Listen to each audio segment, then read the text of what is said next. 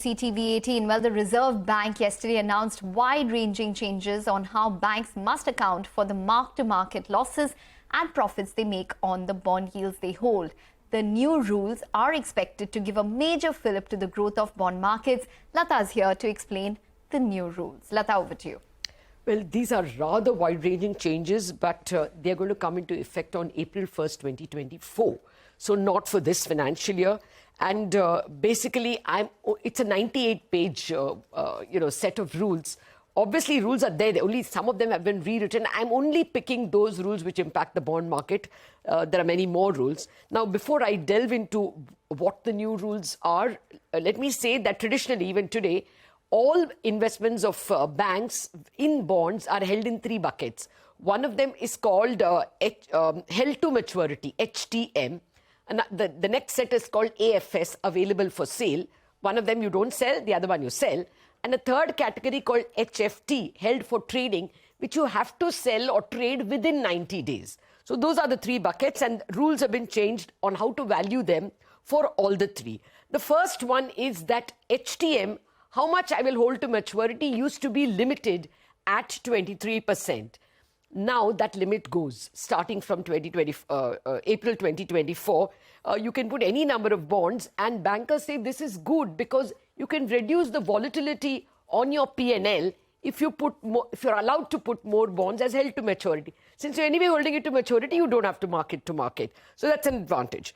The next, in the HTM category, banks could change. You put a bond in HTM, and next year, once a year, you can change that list. Take out some of them and put in new ones. Now you can't do that. As soon as a bond is issued and you have bought it, you have to decide then and there whether it is HTM for life. You don't get to change it. So this is a responsibility. You're allowed to put a lot of bonds in HTM, but you don't have the right to change it. Now, what is even more important is, until now, you could say held to maturity only for government securities. The principle behind that was, Government of India is forcibly telling banks you have to put at least 18-19% in SLR, that is government bonds. Therefore, the banks would say, you are forcing me to put it, don't make me mark to market. Now, corporate bonds, therefore, were not allowed in that category of held to maturity. The new rules, a very big change is you can put corporate bonds in the held to maturity category, which will mean a lot more banks will be willing to give loans to corporates through bonds. So bond market will definitely get a fillip, because if you're holding it to maturity, even if there are ups and downs in that company's cycle, it's not affecting your P&L. You don't have to mark to market. That's a very big one. Now, that's the HTM category. Let us come to the available for sale category. Now, available for sale category, you have to mark to market. Until now, if you make a loss or a gain, it is taken to the P&L. Now, it is taken to the capital. That is starting April 24. So you have to create in your capital, in your balance sheet, you create an investment reserve, and that goes up and down. But your P&L is unaffected, which is very big, because every time a major inflation number or something globally happens which changes bond prices, and it happens, say, on the 28th of September, then 30th September, there's a lot of volatility on the P&L. Now that problem is not there as far as AFS is concerned. So again, this could lead to a lot of appetite on the part of banks to put more investments in AFS and buy more corporate bonds. And then we come to the last category, which is the HFT, held for trading. Within 90 days, you have to sell. Now here, what the current rule is, if you make a loss in that HFT category, you have to put it in the P&L. But if you make a profit, a notional profit on the mark-to-market, you can't carry it to P&L. Now you can. Starting from April 24, even if you make a gain, you can carry it to the P&L.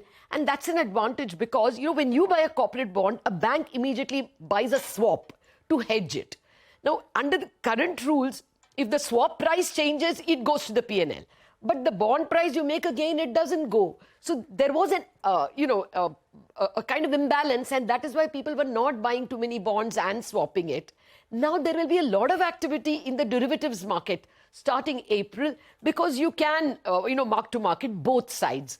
This has also been introduced because, insurance companies are buying a lot of bonds and banks are warehousing it for them. As soon as they get a life insurance policy, they buy for the future also. And banks swap it for them or hold it in their bond book. So banks actually were asking that you must create this, stop this imbalance. That's gone. So now you're going to see a lot of activity on the part of banks in buying bonds. In fact, what bankers tell me is, at the moment in India, your loan book is very big and your bond book is small. Abroad, say for instance in the US, almost all loans are given in the form of bonds because there is a market price. It's just easier. Now that is what India will shift to. You will shift to giving more loans in the form of bonds, which is cleaner because the market price is usually available and it is easier to also know whether you're making a loss or a gain. Therefore, you can say that the changes in rules are extremely good both for the health of banks and more so for the development of the bond market. Okay, Latha, thanks a lot for that. Well, let's slip into a quick break on that.